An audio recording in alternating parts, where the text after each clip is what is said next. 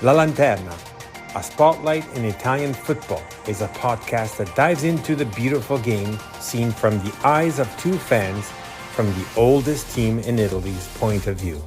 My name is Fabrizio Cardone, Canadian and Genovese, together with my friend Matt Killen, an American-born and Genoa fan. Every week, we'll tell you all you need to know about the only team you need to know about, Genoa CFC. Plus, we'll have guests and provide updates from around the magical world of Italian football.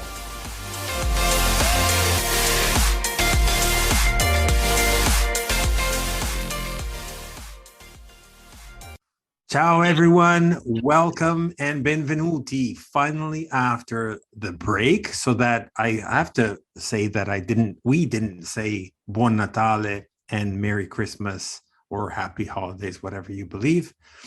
But it was definitely something that we wanted to say and we always wanted to wish everyone.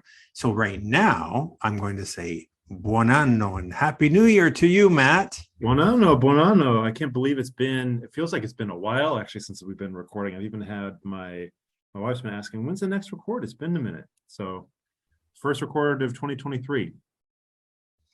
It felt like too long to wait for Genoa. I was actually counting it before you were coming on the Zoom, and I think it's going to be from the last match, which we're going to talk about in a minute, on the 26th of December to the 12th of January, which is Thursday, which we'll be talking about it shortly on the second half for the Coppa Italia. 17 days, like really.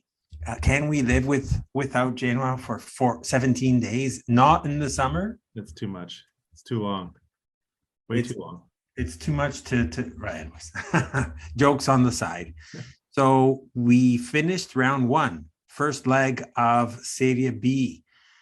Wow. If you have to think about what we were thinking about and talking about, and not only us, that was also generically speaking, all the critics, all the experts and whatnot of Serie B, and we had to like learn the ropes of a whole bunch of things about Serie B ourselves. Mm-hmm. No one was expecting what was kind of what's happening and what has happened thus far here in Serie B. So all the predictions kind of got all, it's like a sock. It went inside out and totally different from, and even throughout you saw one of the sort of quote unquote potential winners or important ones, which was Pisa, was like in the last spot, and now it's like just right behind us, or Venezia, which is still sort of struggling, Cagliari, which is still not trying, it's not really showing what their potential, at least on the paper, should be. Mm-hmm.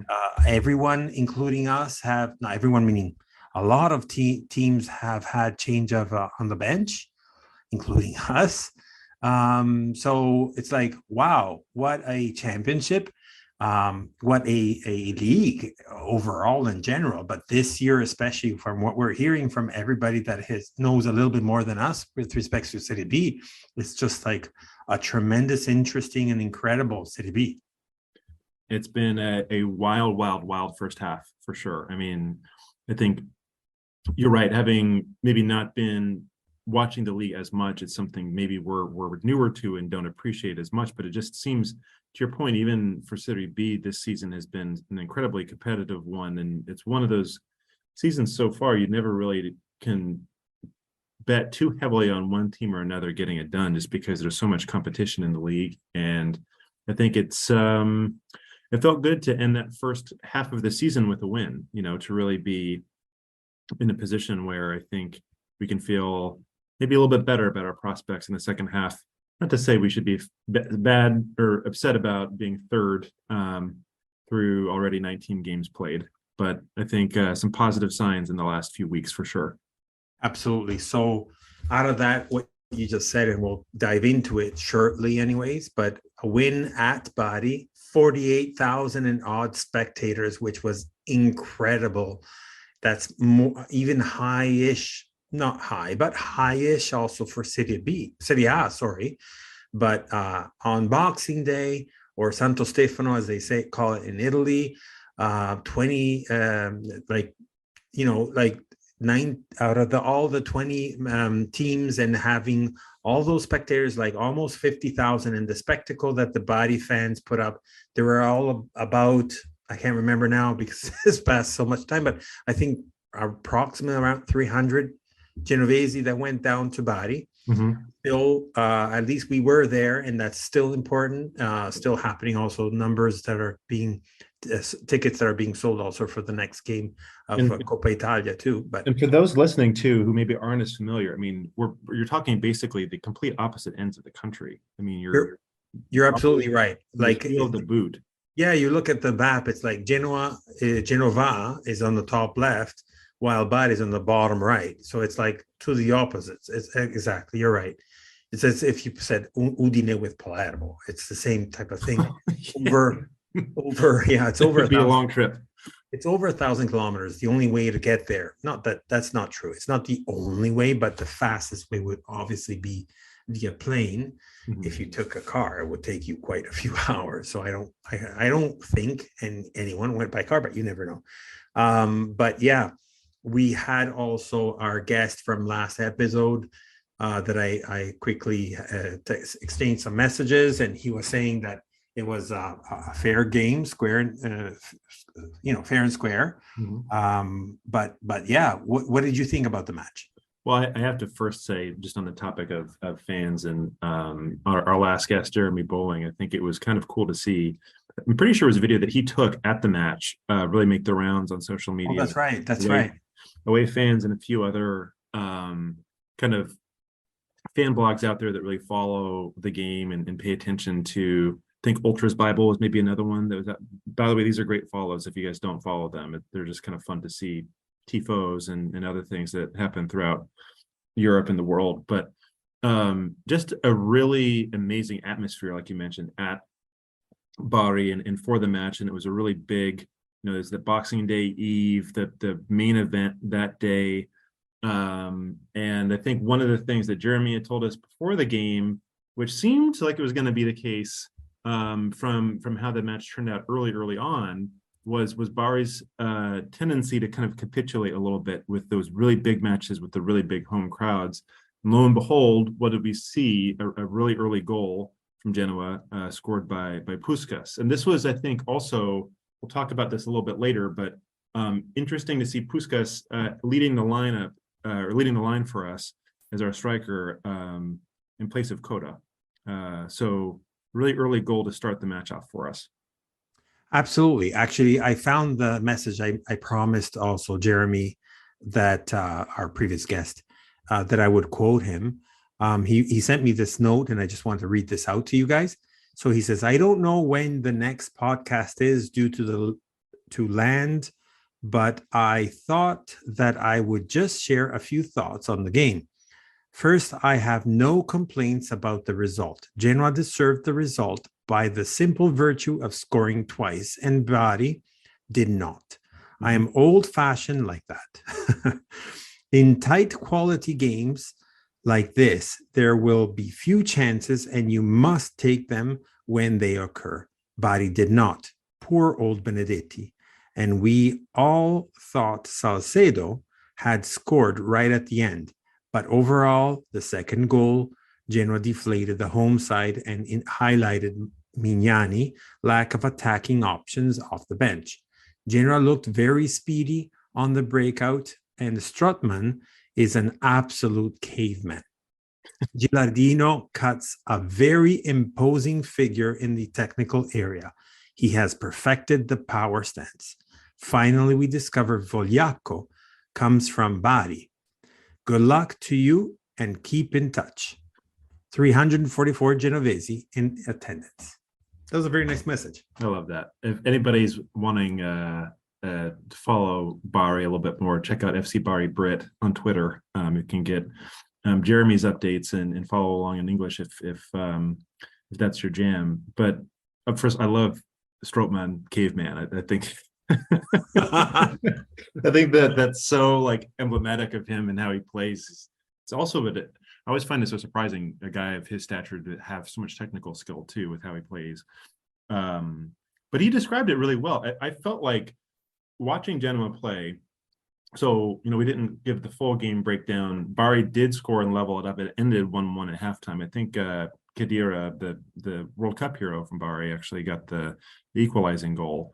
But I think it felt a little bit like Genoa were a little bit more positive in the match, and it did seem like we had that breakaway potential, which I don't recall us seeing really maybe before these last couple of matches. So it's kind of exciting to see that. No, it's amazing the fact that, first of all, like to your point, when I saw the lineups and I didn't see Coda, not that I was totally surprised, but obviously there was some sort of surprise there. Yep. Because, that's our technically, quote unquote, main lead striker and whatnot. Mm-hmm. Everybody would dream, and we'll get to the calciomercato shortly after anyways, but would dream to have Coda. But he was not in the starting 11. Typical, beautiful 4-3-3 by Gilardino, having at front, left wing, Goodmanson, central forward, Puskas, and Aramo to the right. That's right. And you saw, as you mentioned just a few seconds ago, in that goal, which they're quoting here in the second minute, but essentially it was like at the 92nd, so like a minute and a half or whatnot, with this launch on the right side, going all the way to the center with if I'm not mistaken, it was Aramo, that basically gives that small touch to Puskas and puts it in right in. It was just like, oh my God, I haven't seen like a flash goal by Genoa in that long. It was like amazing. I was like so thrilled to actually start the match. And to be fair, it was a great goal. It was a great first goal. I didn't think it was super lax from Bari, but maybe I'm being too positive with Genoa. But it's exciting. I think this has been the biggest struggle, and unfortunately for Blessin, probably the biggest thing that he dealt with was that there weren't enough goals scored, and you didn't see enough of this quickness, and even with some of the technical skill that it seemed like we had, it just was missing that kind of dynamic to the game. The first half, it definitely was not Genoa all over Bari. I think it was a pretty even match overall, and you would kind of expect that with two sides that were, I think, coming into the match, we were just behind them in the table, actually. You're right. Basically, two teams that are open, like to play. I've seen a few matches by Bari, and I love how they play, how they steal the ball and go and put it in. Mm-hmm. They're just like coming from. Even Jeremy was explaining it, like, but the fact of seeing them just fresh off from Serie C, almost to the entirety of the same squad. And being this sort of quote unquote surprise, and I still think that they have a high chance to be successful, at the very least to be among the group of the playoffs, right? But and I wish them well, because that's an exciting team and whatnot that would bring it up, and hopefully maybe.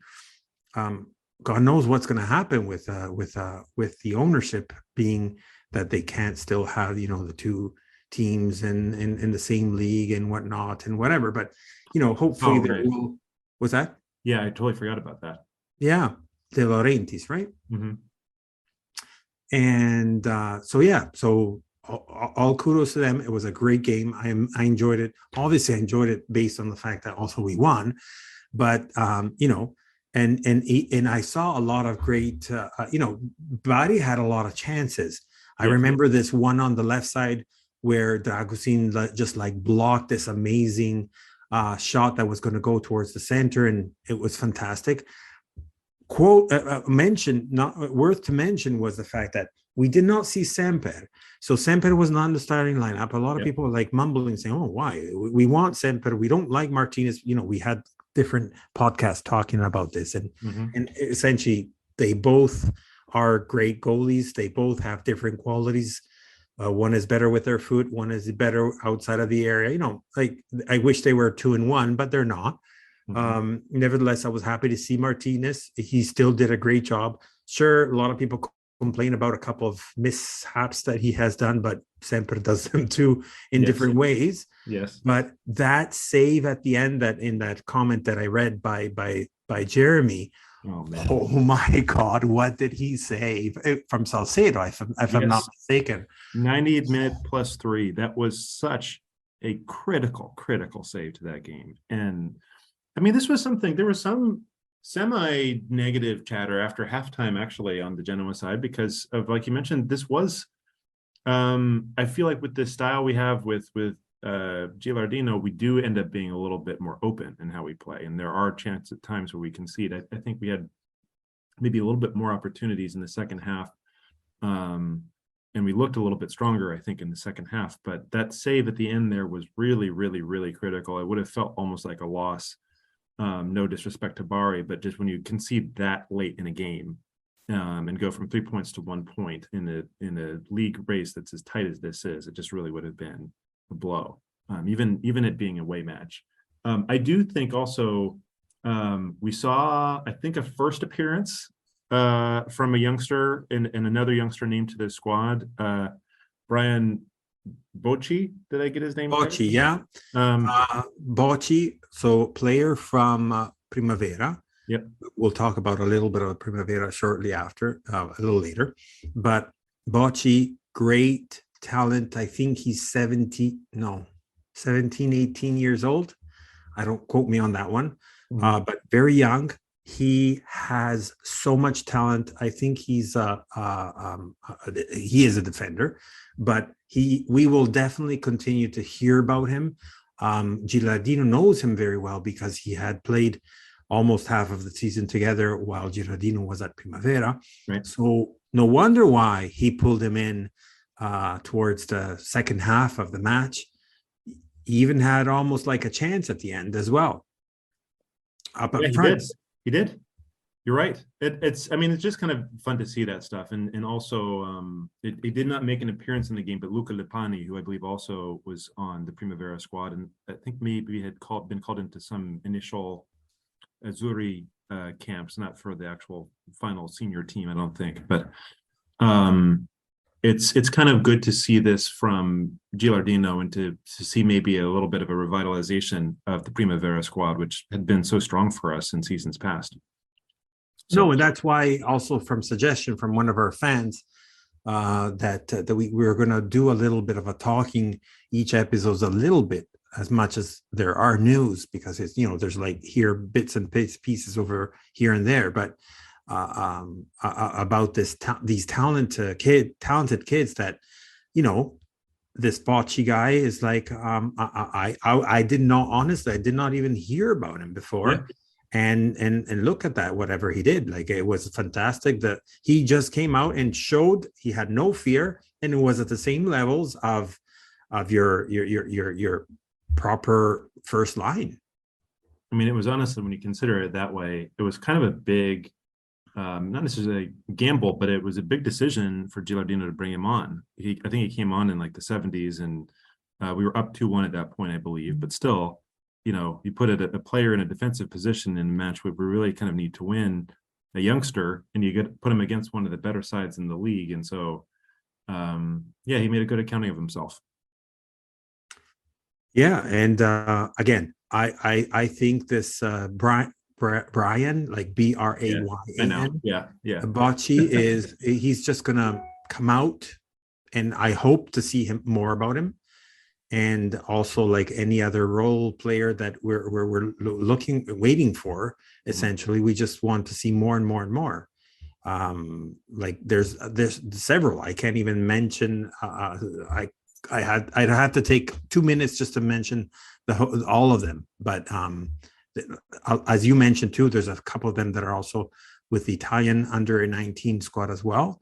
And I want to see more of them, even before we even mention too much about them, because I want to just make sure that they don't get too much pumped. Yeah, I know. You got to balance it both sides for sure. You don't want to overinflate everything, but I think even just the prospect of seeing that is something that's been a couple seasons, just because of how transfer policies have been and other things. It's been harder to get that. So that basically is a recap of what happened for Genoa at Bari. 48,000 and odd spectators, amazing spectacle. I think that was probably the highlight of the match. The other one that we had eyes on, or at least I did, was the Frosinone Ternana with Andreazzoli, which everybody was like, oh, I want Andreazzoli for Genoa and not Gilardino because he's blah blah blah. who lost 3-0 against Frosinone, exactly. And I saw that match, and Frosinone is just like vibrant. I just really think they're a highest candidate for direct to promotion. Unless something happens from here to the end, they're just going to be one of the two. Well, look, of course, it was a surprise at the beginning of the season, and still even now, maybe to see them at the top of the table. But when you look at their squad, really, like, there aren't very many weaknesses to that team. I still think it's unbelievable what's happened with Ternana, with them being almost in that same category earlier on, going through a managerial change, as you mentioned, losing 3 points in a big way to the league leaders. I think it's probably a more sobering wake-up call for them, having experienced that. I do have to give one shout out to the Genoa fans of Chiavari who joined us in New York to watch the match. There are a couple of traveling supporters there, Simone and some others. So glad to see you guys. Anyone that is in New York from Genova or from other parts of Italy and you're looking to watch the game, please make sure you hit up Genoa Club New York, and we'll try to find. We will find a place for you as we watch the games.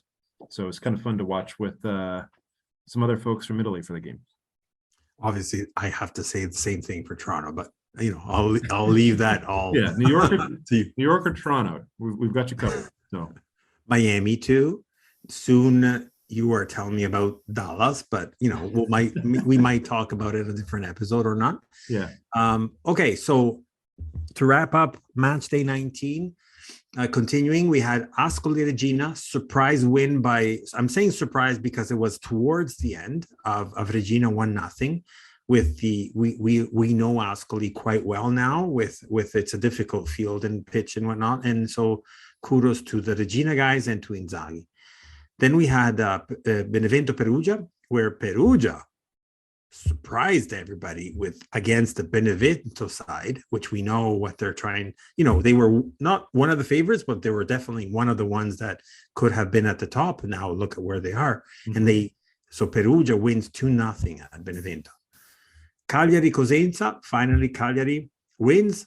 Sadly for our friends at Cosenza, all in tears because their dreams are starting to be a little bit more shattered, and the reality of Serie C, unfortunately, is starting to cave in a little bit more. The January market is going to be bringing a little bit more substance. I'm hoping for their bench, but we'll have to see.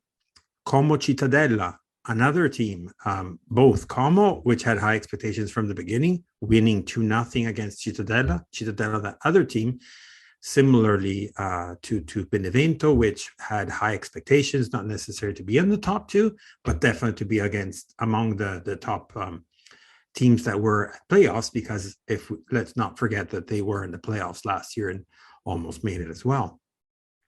And so they have to dip their hands into the pocket perhaps in the January market to get some more stamina. Spal Pisa continuing to rock on. Win away 1-0, still again brings the 3 points, and they're permanently now in the top group for the playoffs. Who knows what can happen, because they're continuing to do a very, very, very excellent job. Südtirol Modena, ouch for Südtirol. I guess we are the one that start to break that that great momentum for them. However, they did lose at home against Modena. Modena, another side that it was like a yo-yo performance throughout the season.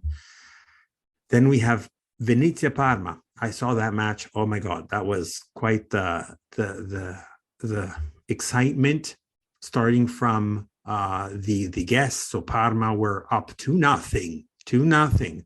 So you would think, remember, Parma were one of the contenders too, right, to be winning the league, because of the names, because of, they've been sitting there for last year and they were supposed to come up, but they didn't, and so on. And then Venezia, good for them, managed to bring the tie. So from 2 under, they managed to do the 2-2. And last but not least, Brescia Palermo, where we have a simple 1-1 tie, where Brescia were the first ones to sign. And just a couple minutes after, Parma tied and shattered their dreams of still staying up high in the table. And essentially, we have now Frosinone still at top, alone by itself at 39 points. 3 points beneath, we have Regina after their win again, as we mentioned before. 3 points below, so it's very close, but not too close. But it's for us to really try to catch up at 33. So there's 3 points, separating each one of the top three. Right after us, again, another 3 points. So it's starting to get a little bit of a gap among the top group is Bari. And then 1 point after, so at 29, we have Pisa, 27, Parma, 26, Südtirol in the 7th spot, 26, Ternana, 25, Ascoli, along together with Modena, Cagliari, and Brescia. So the group is getting a little bit tighter towards the mid-table rather than the top. But again, it's still too early to tell. We only have the first round. There's still the whole entirety of the second round to go. And then we have Benevento, Como at 22, Spal, and Venezia at 20. And in the last 3 spots, we have Perugia, Cittadella 19, and Cosenza 17. Very lots of points, if I may say, for the bottom side. What do you think?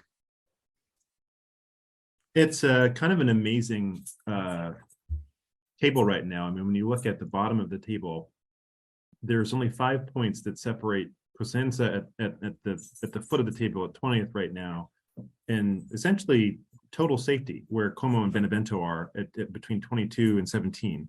And it's a real mixture of teams, like you mentioned there. I mean, Cittadella at one point were really on a run. They've fallen, unfortunately, very far, as have Cosenza.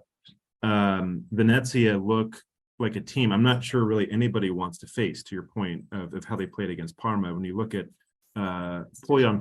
Paolo, I think I'm saying his name, Poyampano, and Cheryshev, they have 2 of probably the better attacking players in the last like 5 or 6 games. And so really there's some interesting teams even that far down the table. And so I think there's a lot of action to be played there. I think this lineup might look even very different the last part of the match. No, it's very interesting to see like the bottom group, 19 and 17. That's a lot of points. Serie A just restarted again, and you see the bottom 2, bottom 3 they didn't even reach the 10 points. Right. So the double digit. Right. And okay, fine. One would say they have lesser matches, but essentially they only have 2 matches less. Yeah. For their match day 17. It's a really good point. I mean, and I think even you look at the teams in that kind of middle chunk that aren't in the playoff relegation places on either side, Modena is sitting at 10th. They're really only, they're 2 losses away potentially from being in the relegation playoff places. And they're in the 10th in the table. Ascoli the same on 25. And I think it's really remarkable. There's a little bit more kind of difference starting to happen at the top of the table, at least compared to like that last playoff position in 8th. But when you consider actually from 9th to 20th, it's 6 points, or it's 8 points between 9th and 20th place. That gap isn't that big, No, it's not at all, actually. So small parenthesis, as I promised, that we're going to talk about the Primavera. So as you know, that Gilardino was promoted, quote unquote, promoted to the main team, as we know, after the departure of Blessin. And he was first nominated as the interim coach, but now obviously after bringing home 3 wins and 1 tie, it was obvious that you had to confirm him to be the lead coach for the main squad. So essentially, that gave the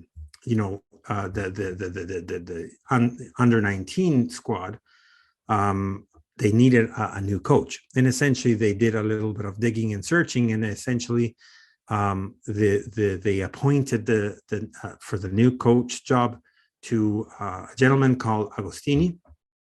He was the coach also for Cagliari for a couple of years. Yep.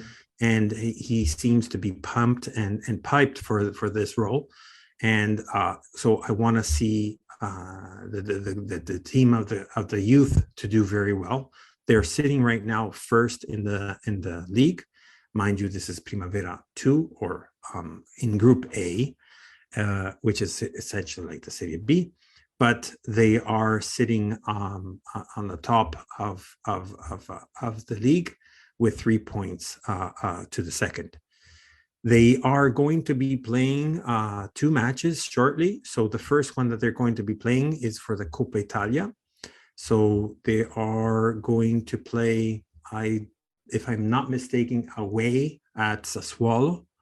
So that's going to be a little bit of a difficult one.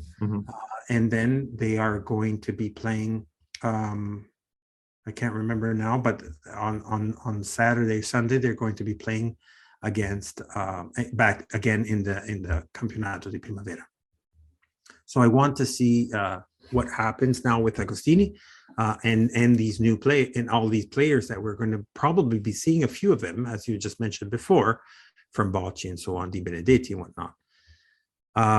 But we'll definitely talk more and more about the Primavera team, especially if they're doing this well. And even the president did speak to them once they took Gilardino away from them and saying, we're all with you guys, and we want to thank you. If Gilardino came to the main team, it's because also thanks of you guys. And those things, I think those are some of the more encouraging signs. If there's anything, since we've had the new ownership take over in more than a year now, I think that really speaks volumes to me. The fact that we have that care even to be connected with our youth team, to understand the importance of it, to elevate people through it, to invest in it. I mean, I'm not sure what the salary is we're paying our new manager, but I have to imagine it's probably a relatively significant one given his background.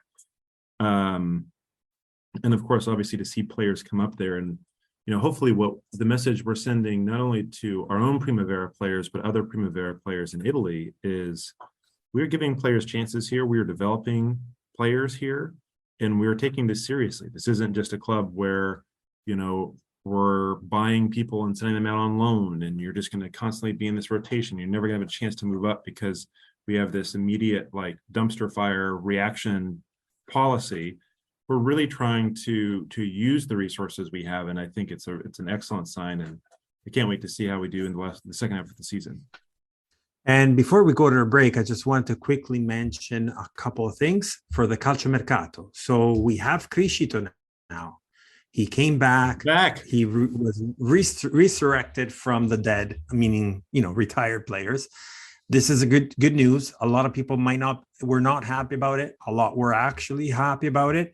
But essentially, a lot of people were even questioning about, oh my God, and he's going to make so much money and it's going to waste our budget and so on. And he went actually with the minimum possible, which is about 1,800 euros a month. And that is just for the cause of helping out and bringing back Genoa back to Serie A, because we had that lack in the left back after Payet had that drastic injury. So we'll be definitely seeing him to help out on that side.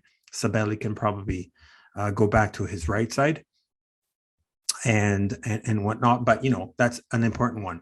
Then we already talked about the other player from Uruguay, and that's, for now, these are the only 2 names. A couple that came out as well, but they're for the under 17, under 18 teams, and also it's important. Oh, one more thing, I can't remember now the name, but also the vice, the second in coach for under 18 got promoted as the second in also the Primavera.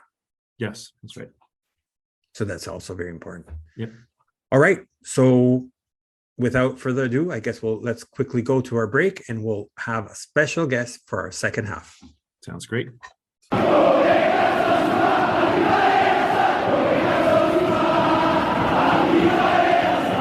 My name is Fabrizio Cardone, and I approve this message. Welcome back to the second half of La Antenna podcast.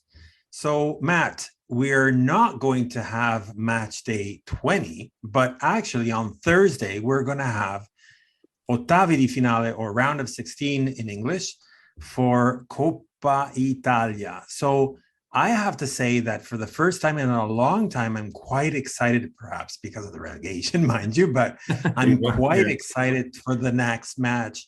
And that's actually away because we're not the, seated or whatnot. Right. So we're going to be playing actually in the capital at Rome on this Thursday, the 12th of January. And we have a special guest from Toronto Club Roma. And we have, I'll actually, you know what? I'll let him introduce himself as, he can not only explain everything about the club, but also give us more insight about everything. Welcome to our podcast, Cory. Hi, Fabrizio. Hi, Matt. Thank you for having me. Really grateful to join you before our clash on Thursday in the Coppa Italia. Obviously, a competition that is near and dear to all Serie A fans. As you mentioned, I am from Roma Club Toronto. I had joined the club a little while ago now on the admin side of things, scheduling our meetups and running our Twitter. But our club dates back far before I joined. The history of Roma kind of bleeds through the history of our club. We're founded here in Toronto by our president Vito in 2002. We've had some incredible moments throughout the history of the club, including just tremendous meetups across Toronto, incredible connections that even go as far as Daniele De Rossi's father. So it's a great honor to hop on the podcast here and talk Roma Genoa.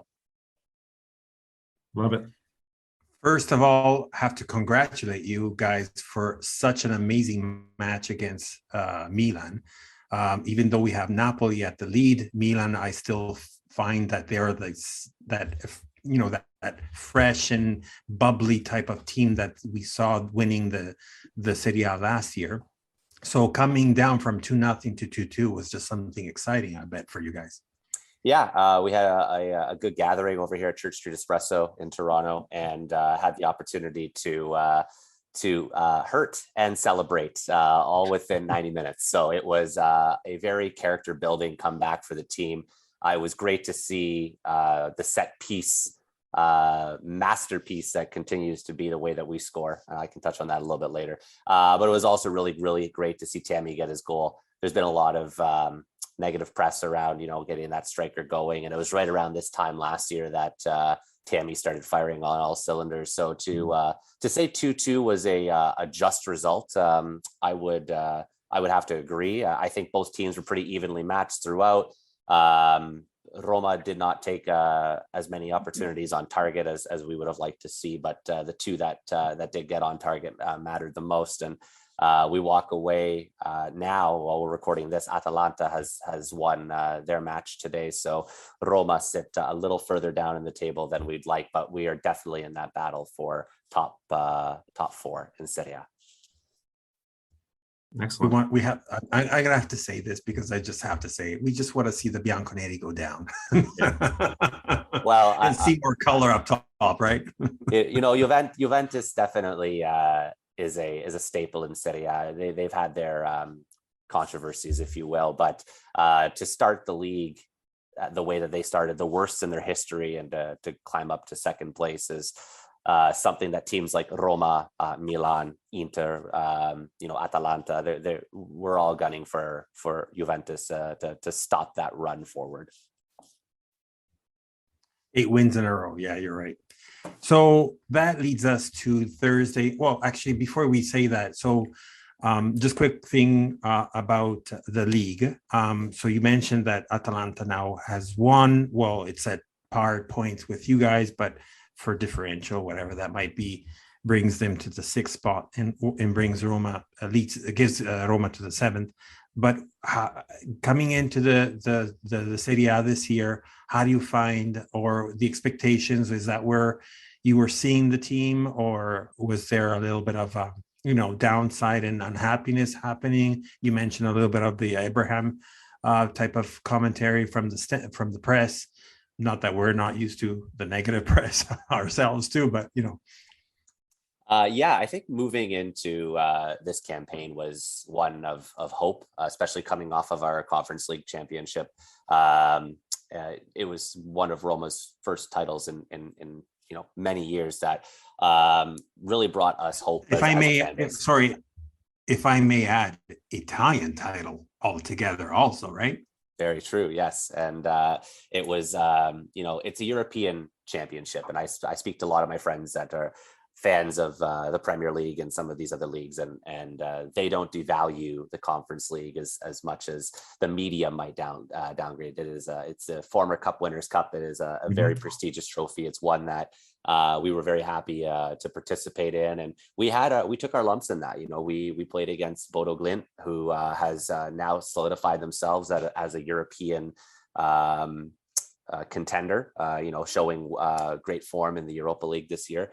But coming into the campaign, to come back to your question, Fabrizio, it was one of hope. It was one that we thought we can take steps forward. However, as we know in Serie A, and as you can continue to participate in UEFA level competitions, there are always some of the hindrances around finances and what have you, right? So Roma did an incredible job on the transfer market. Before match day one, if I were to tell you that players of Dybala, Wijnaldum, Belotti, Matic were all going to be at Roma, and those four players cost Roma $0, €0.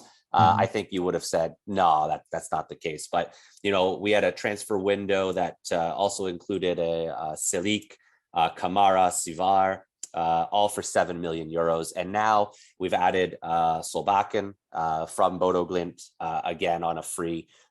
So we continue to build that foundation. So coming into the campaign, we were very, very optimistic as to where we could compete. However, we've seen a little bit of a goal drought, I would say. We lead the league in big chances missed, and that just doesn't sit well with us as a club, as us as a fan base.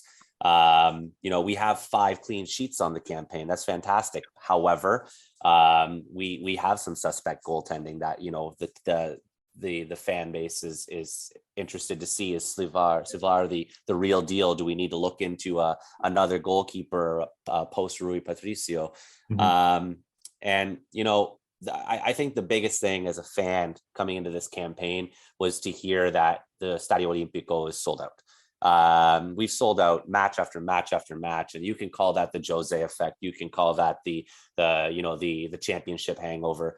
It is just incredible to see the Stadio Olimpico, the Curva Sud, every part of the stadium cheering for Roma the way that we remember it from the early 2000s.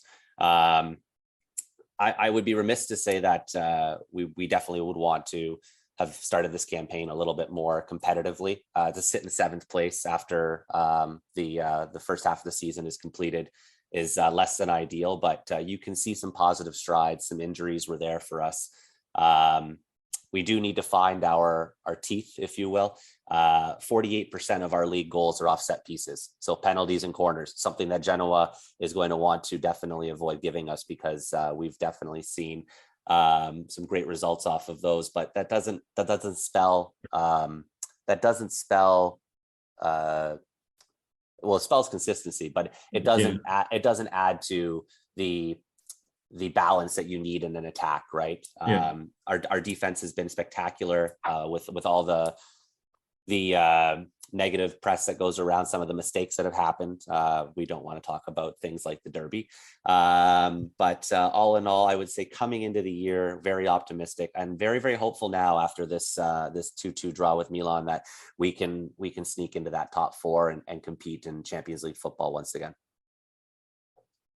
It certainly seems like there's room for it, and maybe it's somewhat unlucky, like as I mentioned. That I'm sure the goal drought is something that has come up, and I don't know necessarily you can call missed chances that frequently unlucky, but when you look at the run of form, even in the last 5, to be right there, still behind Inter in that 4th spot with just 3 points ahead of you, it's got to be a little bit of positive encouragement too, that you just need to get in that right kind of run of form again, and you're right there in it. So yeah, absolutely. I think the amongst the fan base, it's always been that we couldn't knock down the door with the Seven Sisters, right? We were Right. struggling against those top teams in the league. No longer this year, right? We beat Inter, we drew with Juventus, and then of course the Milan match from Sunday. Which is an amazing, yeah, no, absolutely. So going on the topic of the fan base, Genoa is known not to be friends. I'm only talking about the core, the ultra and so on, are known not to be friends with neither of the two sides from Roma. But how, from a fan slash supporter standpoint, how do you come into this Serie B squad that is coming to the Ottavis, to the round of 16 to on a straight match, so it's a one match only, and see how that comes out? So how are you guys seeing that? Well, I think underestimating Genoa would be a grave error, first and foremost. Genoa sits third in the Serie B table. They've proven time and time again that they belong in Serie A. And if my history is correct, they are amongst the most Scudetto of all time. So, there are characters it's more than the Roma, right? But there's characters of the Genoa squad and what Genoa stands for that I think Roma is going to need to be prepared for. Thankfully, it's a home match for us. If we had to go to the Ferraris, I just feel like it would be anything can happen, especially when it rains. And I've watched those matches, but Roma has had good form against Genoa. We're seeing our last loss coming 16 matches ago, I think. So, and I don't want to read too much into that. I think the players can't as well. We own a great head-to-head, but head-to-head only matters when you're looking at historical figures. I think looking at what Genoa want to do this year, they do not want to spend another year in Serie B. And that is going to bleed over into the Coppa Italia, where they're going to compete with the big dogs. And so as a one-off match, we've seen Roma struggle in recent years in the Coppa Italia. So it's going to be very important to keep the formation that we've been practicing. I don't think this is a match to see major rotation. We have Fiorentina on the weekend after. I do believe that this is an important match where we come out at Genoa with a full squad. The Fab Four should be starting. We should be seeing Tammy Abraham, Lorenzo Pellegrini, Paulo Dybala, and Zaniolo. And the back line has to remain unchanged. We have to see Smalling at the center, Mancini, Ibanez. Where I have seen our opportunity is our midfield. And so if we can find a way to control the midfield against Genoa, I feel that might be that might be the game break for us. We have not done a tremendous job in the midfield. We play a lot of long balls forward. Our accurate passes are actually within the bottom 10 of the Serie A table. So, to control that possession and to move the ball in an efficient and effective manner. Again, my standpoint has not been to the level of what a Champions League football squad needs to play. So coming into this match, it being a one-off, I think you gentlemen know that anything can happen. It's going to be important for Roma to weather the storm. I think Genoa comes out strong. I think they have nothing to lose. Because you're fighting so high up in the Serie B table, to come out at the Coppa Italia just means win one and then you move on, right? So right.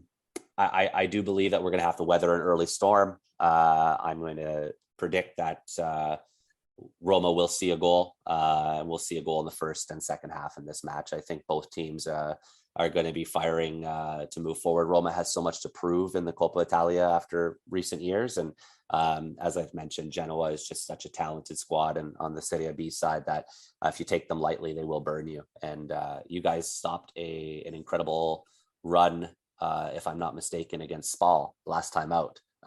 So you've proven that you can take a team that's on a hot streak and put the brakes on them. So it should be an entertaining match. I do expect it not to be your traditional Serie B defensive battle. I do think we're going to see some high profile movements and some high profile goal scoring opportunities, which should make for an exciting match. I think it's a really sneaky, underrated match in the Coppa Italia round this time around, and it's really interesting and encouraging to hear you. I mean, I guess not encouraging for us, but I think there's been a little bit of these things. There's always a little bit of a question: is how seriously does each side take the competition? And I think you're right that both sides are going to probably come in the same way. I know some Genoa fans were kind of murmuring when we got the Roma draw way back when, we don't really need to worry about this. We have to make sure we have our house in order and we go back up to Serie A and everything else. But if you're Gilardino and you're coming into it, like, this is a great opportunity to try to build confidence, to try to see where we are.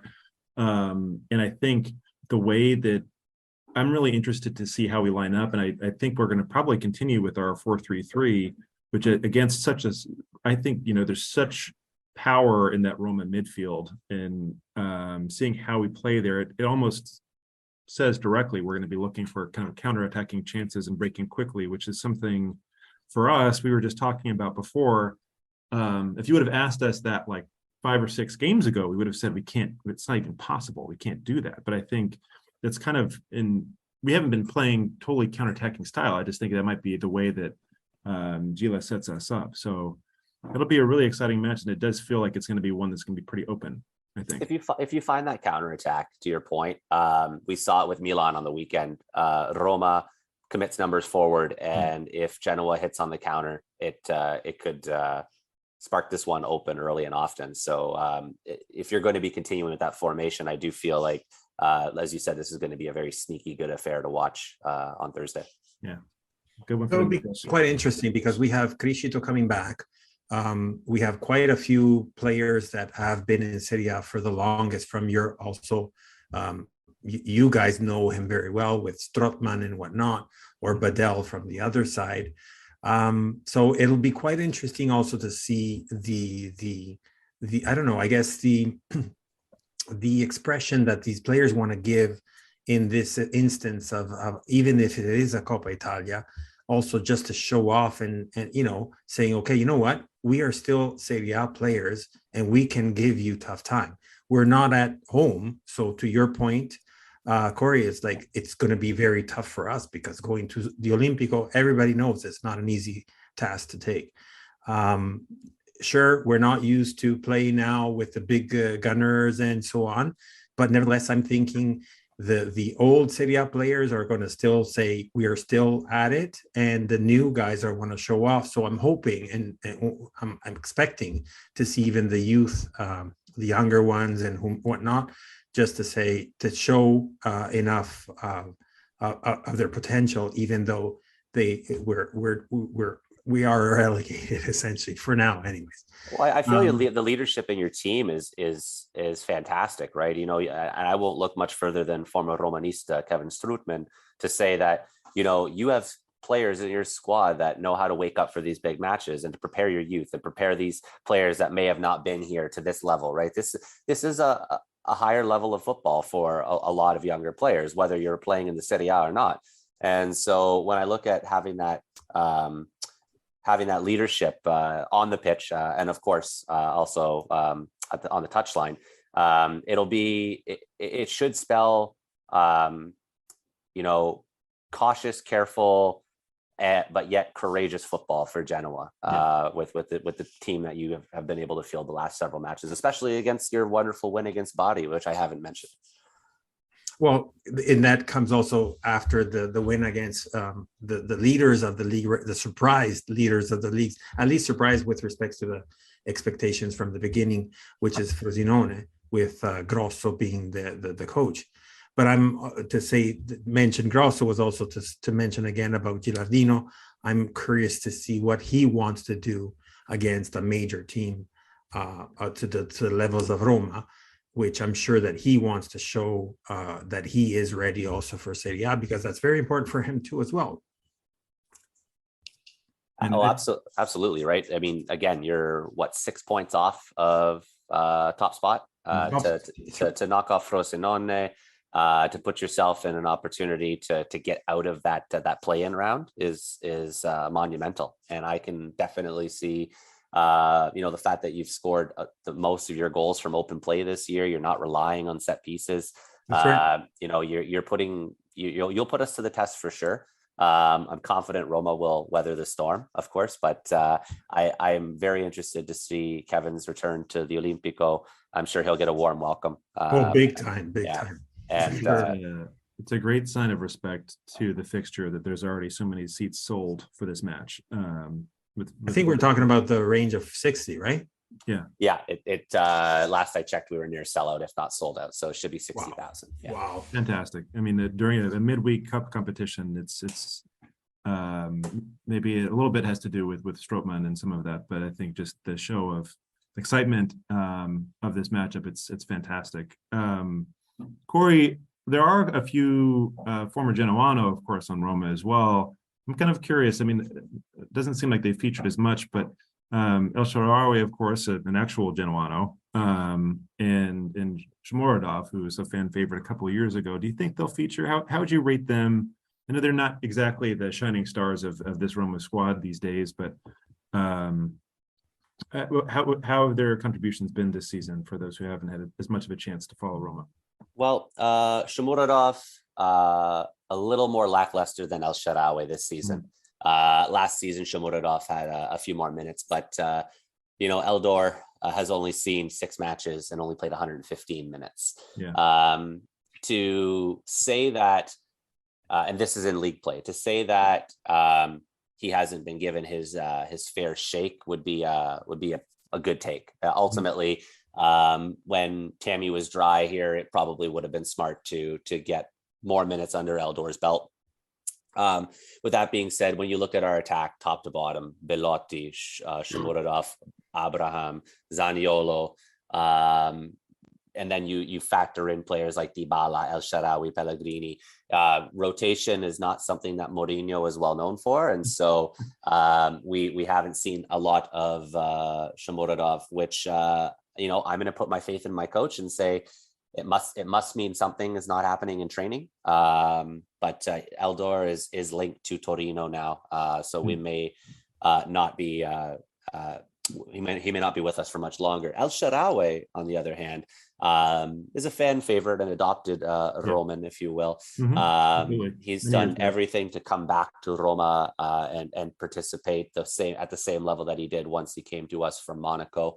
El Shaarawy can be summed up as his performance on the weekend. He came in on the 78th minute, and he was a monumental component on that left side that helped lead us to the goals that we were able to score. Is he a 90-minute starter for us? No. Has he been playing a little bit above his weight class, so to speak? Yeah, I think El Shaarawy has put in the time, especially in training. He's gone so far back as to play on a wingback role as well this year. So he's been kind of all over the pitch, kind of been that Swiss Army knife, if you will. Featured in 12 matches, he has a goal, and again, just kind of bossing that left side from left back, left mid, left wing. He's even played in the middle of the park at moments as well. I'm always excited to see El Shaarawy come on. Preferably a little earlier than the 78th because of the spark he brings. And one thing I absolutely do love about a player like Stefan El Shaarawy coming up from your academy, of course, is he is a class act through and through. If he's fouled, he's down. And if El Shaarawy doesn't get up, it means he's actually hurt. Right. So it's been it's something nice to see in modern football, especially when we see that hunting for the foul, so to speak. Are you saying he's the totally opposite of Immobile? Yeah. I mean, Immobile had some miraculous recoveries over the years after being fouled. So I won't touch on Lazio, but what I will say is modern football today doesn't have players like that. And I think it is a testament to the way they're brought up, the players that they got to play with, the club that they got to play with. Don't forget El Shaarawy is a Milanista as well. So he's definitely paid his dues. And for someone coming from Genoa, I think that he definitely garnished his character from there. Hard-nosed football, but play with class. But I don't think we'll see either of these players feature, and if we do, it'll be a cameo appearance in the latter half. It is very important for Roma to chase this Coppa Italia, and it will start on Thursday against Genoa. So I'll reiterate, I expect the same 3-4-2-1 system, and I expect us to have the Fab Four starting up top. So, Matt, did you want to add anything? Well, I think it's going to be a difficult match for Genoa. I mean, the strength of Roma kind of throughout, and how I think we want to play will be an interesting one. I do think it should be an exciting match, as kind of we've talked about earlier. I'm curious to see again what Gila is thinking from an attacking perspective. I wouldn't be totally surprised if we again left out Coda from the lineup, which has been kind of the recent story lately, but perhaps something we've not really suffered so much from, because at the end, at least how we've been utilizing Puskas has been more of kind of a finisher than as involved in the actual buildup and what have you. But I think it's going to be an interesting match. It's a tough test. If I were to have to kind of predict how it's going to go myself, I think it might end 3-1 to Roma's favor. It feels to me a match where we're going to need to be more positive, I think, to get a result out of this game. I don't think that Gilardino is the type of manager that's going to sit back and want to do that. And I think just naturally with the players that we have, we might get ourselves caught a little bit out there a little bit too often ourselves. But you never know. I mean, I think it's one where we have some players that have some quality. You have some players, of course, in the squad who were recently in Serie A just last season. It's one that could, in a way, you could see it factoring in either situation. I'm a little bit worried about Roma's attack. Just seeing this for the first time, we're sweating Frosinone, okay? We're about to go up against Dybala and some of that. I think it's a little bit of a different situation for us. But anything can happen. And I think regardless, I don't think we're going to be looking at the famous match we had against Juventus last season that basically canned our Sheva. I think it's going to be a competitive match, but one that probably doesn't go our way. I kind of have to agree with you, Matt. Even though the heart wants, that Cinderella to come out and say, hey, this was the big upset of the round of 16 and whatnot. I mean, to Cory's point, everything is possible. As we say, anytime the palla rotonda, the ball is round, so it could go either way, essentially. But nevertheless, to Matt's point, the talent that we're facing off is we haven't seen that absolutely at the Serie B level. Even though you might have the here and there, teams that are a little bit roaring here and there, but it's definitely like that David versus Goliath type of approach, where the David is a hurt David, where they got pushed back down to the Serie B. Whether we can do a whole episode about, we talked about it throughout, but an episode about what happened, whatnot, and the team and the management that we have right now has nothing to do with the past, with the Preziosi era and whatnot. So we do want to also come back up and show that we're not that, ugly team that is always like bare relegation zone and just, winning the second last minute, hoping for other teams to do worse type of thing. Yeah. But, I think it's an opportunity, as I mentioned a little bit before, for the players to show their quality. I think it's really important, not only from their perspective, but also from a team's perspective, because no matter what the result is, which I do agree that it looks like, at least on the paper, that it'll have the edges on the Roma side, but it'll pump also the players, depending on the outcome, also to say, we are there, we know how to play, and let's now come back to the big game. The one thing I will say on the positive side, I think, one of our strengths this campaign for us in Serie B has been our defense, having allowed only the second most goals in the division, only behind Frosinone with 14 so far in 19 matches, which I think is quite good. And when you consider like the original kind of incarnation of this team at the beginning of the season with Blessing in charge, we're kind of trying to have workhorses in every part of the pitch. And I think we're going to need to have that type of an approach against a team like Roma. I mean, we consider even Sabelli and Hefty, who likely will be our fullback starting, all the way up to Ramu. He's not going to play because Hefty won't be in there. He's disqualified. That's right. Yeah. So that'll be an interesting one for us. So it'll be Sabelli on the right. It'll be Krishit on the left. We'll have Bani and Dragusin on the middle. Because we start with a 4-3-3. I'm assuming that Gilardino is going to follow the same approach. Then I'm curious to see what Gilardino is going to do in the middle, meaning Strootman, Badel, like how is he going to put that? And then in the front, I don't know. Is it going to be Coda? I don't know. Puskas is showing a lot better quality lately. Is he Serie A quality though? I don't know. But I don't think Coda can be a Serie A quality either. Yeah, it could be one of those chances for him to get back into that form as well. That's true. And for us, I think Strootman is probably going to be the difference maker in this game, as much as it's and Badel. I think both of them. We've seen them both 2 years ago, when the second half of the season where we were like almost last, and then we got Strootman, we got a whole bunch of players. Most of them were on loan, and then we came back up, and it was that duo, Badel and Strootman, which even though they have very similar qualities, together they played very amazingly together. Yeah, I mean, we've seen that pairing work before. We've seen them kind of really turn midfields around. I think it's going to be a different proposition this Thursday. But these types of matches sometimes are kind of fun because, like you mentioned, it kind of can light a fire under certain players and really get them kind of back excited for that thing. And it's not to say just about every player in the squad actually was in Serie A last season. Dragusin maybe was, on the bench at Juventus, but these are players that have minutes. It's not like they've not played against this talent before. And it's a chance to kind of sharpen their knives a little bit. So it should be a fun one. Yeah. Essentially, my heart was hoping at least extended time just to show that there has been that battle. And it was tough for exactly. Yeah. For Roma, it was tough for them, but at the end they edge out and whatnot.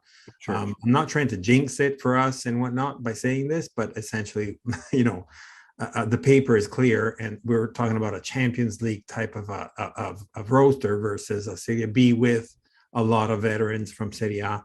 Mm-hmm. That can be a good mid-table perhaps in Serie A, but nevertheless everything is possible.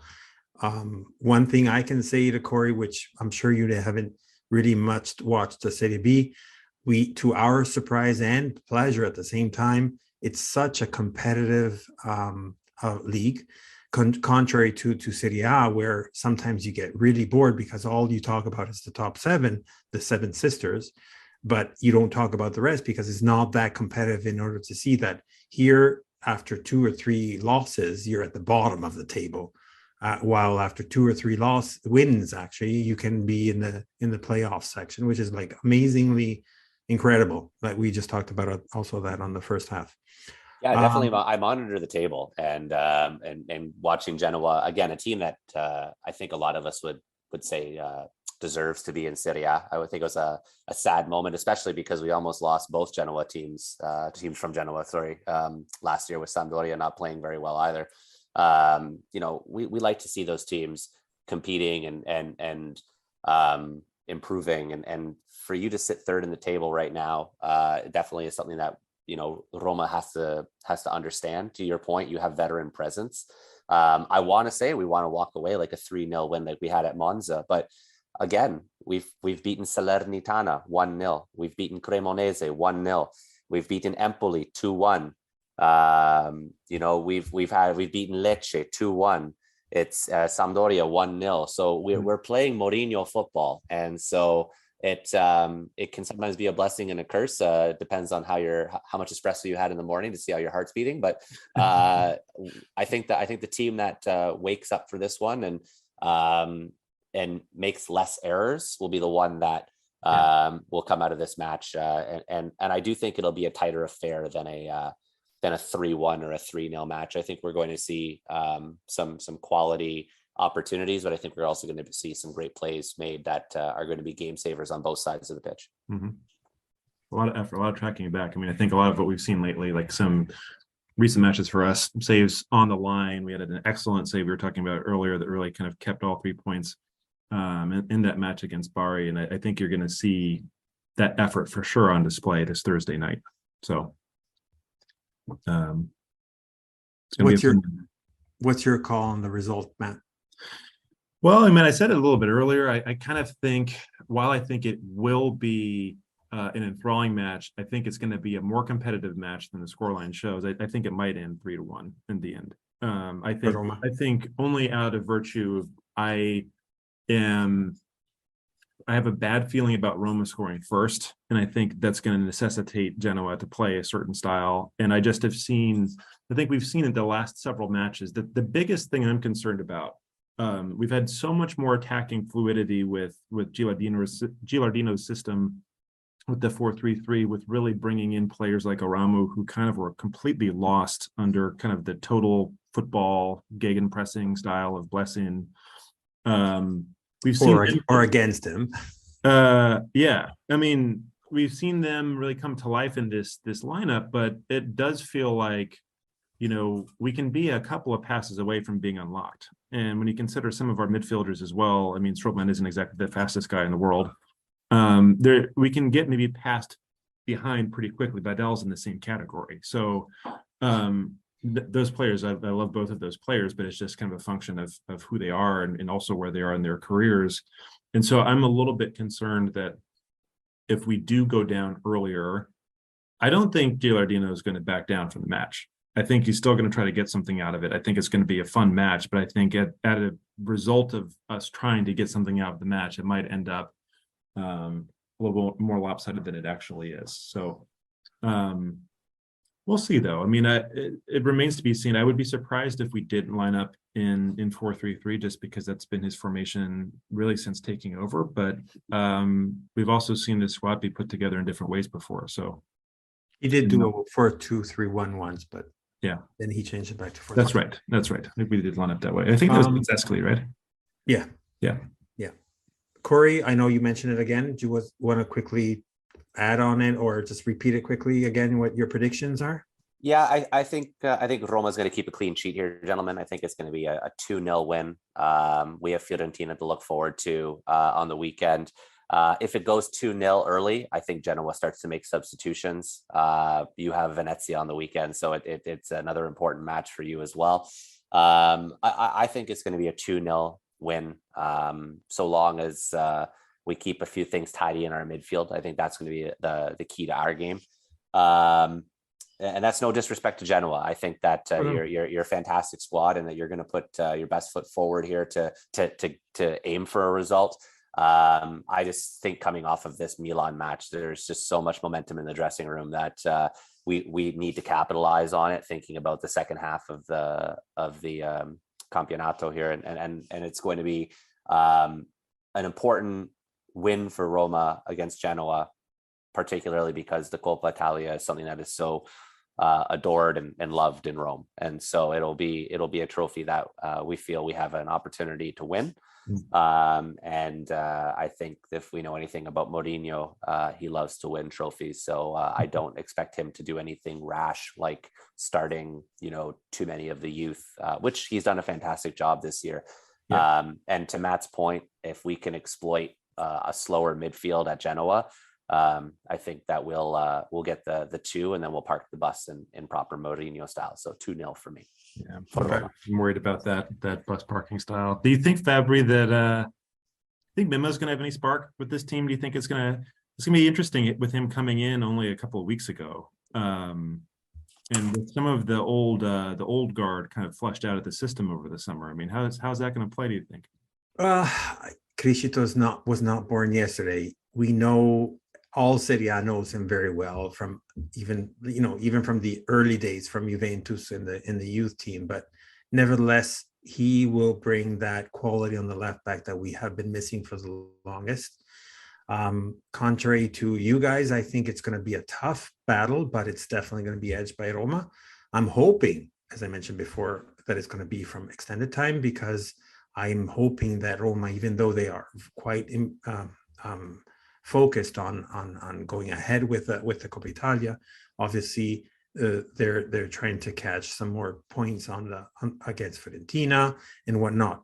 However, to Cory's point, Jose Mourinho is not famous for rotation and whatnot. He might not. I don't know. Is it so? What I'm trying to get with this comment at this point is saying, is he gonna sacrifice the Genoa match a little bit with some players, or is he going to sacrifice a little bit more on the Fiorentina match?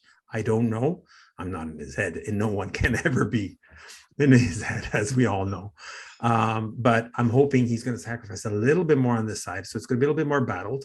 I'm hoping for a 1-0 or a 2-1, and I'm hoping it to happen in the extended time, just because of the pride and the boost that we need in order to show that we do have that possibility and the need and the want and the desire and the deserved spot back in Serie A. Goal scorers, I don't know. It's going to be a tough one. It could be.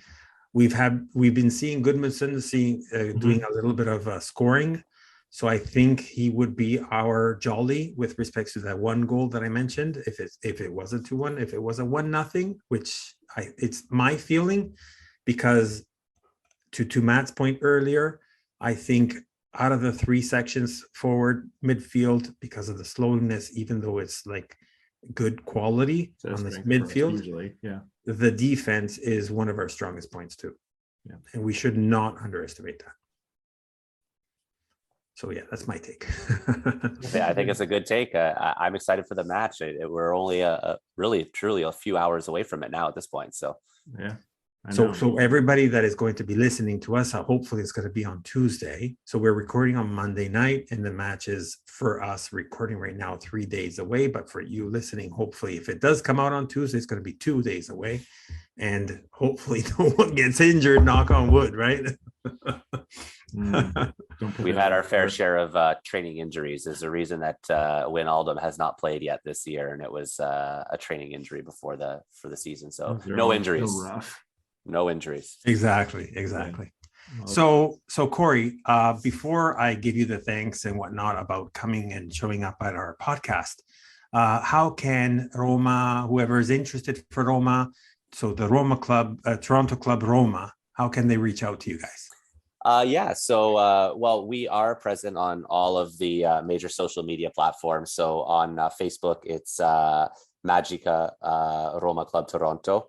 On Twitter, it is Roma_Club_TO. And on Instagram, where we are not as active, but we definitely have a great following. It's Roma Club Toronto, all one word. We post about our meetups on Twitter, and occasionally for the larger matches on Instagram as well. We do event posts on Facebook so people can RSVP. We meet at Church Street Espresso. There is a heated outdoor patio that the owner has lent to us for any matches, and just a matter of giving him an RSVP number. So we're always welcoming new Roma fans, Romans or Italians or Serie A fans that are in Toronto and want to catch a match. We've seen groups as large as 40, and we've seen groups as small as 4. So it's we are a tight-knit community, but please reach out if you'd like to know more about Roma Club, and we would love to have you as a follower. We don't do memberships. We're not on that level. So it's a matter of being part of the group and being part of the team, so to speak. I guess that's the same thing we do. I mean, our size is way different than yours, but that's the same thing. I guess it's a Toronto thing. I don't know. It's the growth, right? Vito put in so much great work back in the early 2000s, and the club has just grown and really brought together a lot of wonderful people. Just last match, we had more Italians than Canadians, more Romans than Canadians on site. And it's just a great way to bring community together. And that's something that the whole club is devoted to, bringing and being inclusive to anybody that wants to come and watch a match. So we would love to hear from anybody that wants to come and hang out and watch a match. Church Street Espresso has fantastic coffee, so a little plug there. But there's also food and they're licensed as well if that is of someone's interest. So yeah, we'd love to get in touch with anybody that follows Roma, follows Genoa, wants to come watch some matches with us. Everyone's always welcome. Yeah, no, absolutely. Wanted to thank you as well for inviting me to come in and watch the match of Roma Milan. Unfortunately, I wasn't able, short notice, whatever you want, might not be small distance between where I live and where you missed a good one. I know I did. Indeed I did. Vito, when I talked to him, I've known him, I don't know, I'm thinking here now, I'm going to say at least almost 20 years, but oh, wow. Maybe 15. Fabry, I mean, the Genoa club in Toronto started a little while ago as well, so it's going back a ways.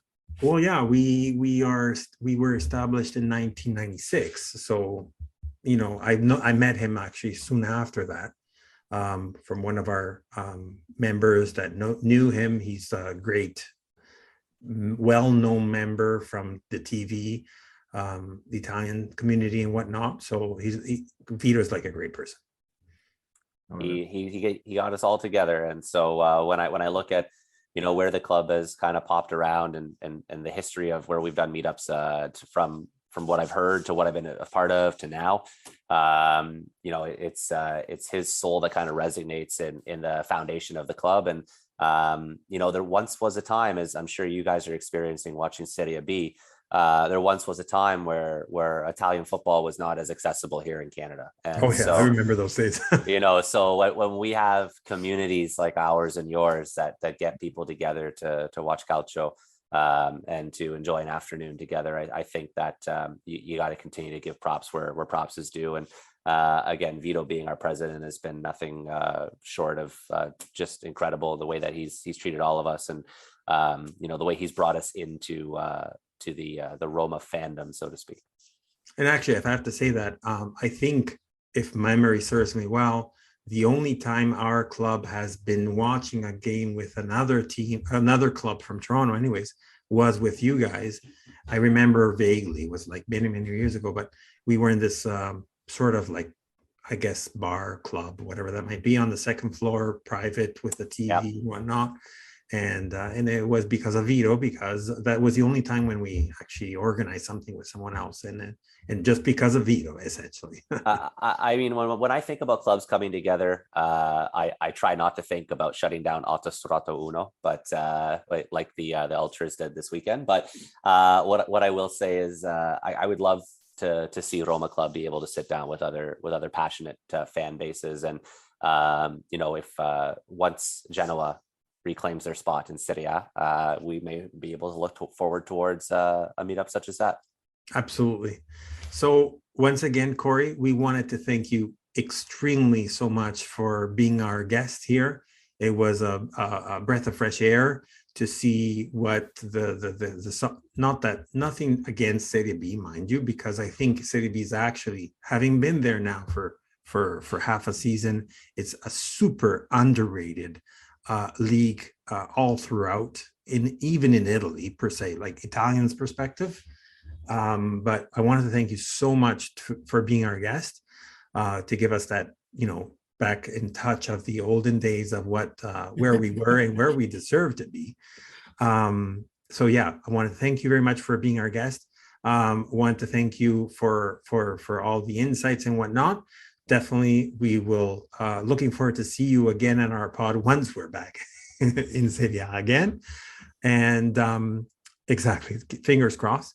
And at the same time, drop us any comments on our social media as well.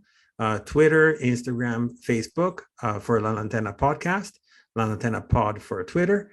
And you can follow us on almost every major podcast platform of your preference.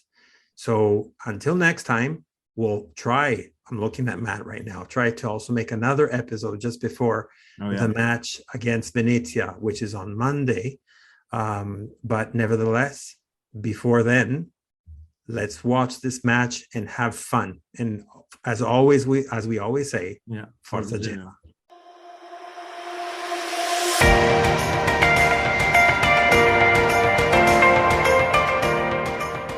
You've listened to La Lanterna, a spotlight on Italian football, a podcast powered by Genoa Si Resta. Thank you for listening and see you next week.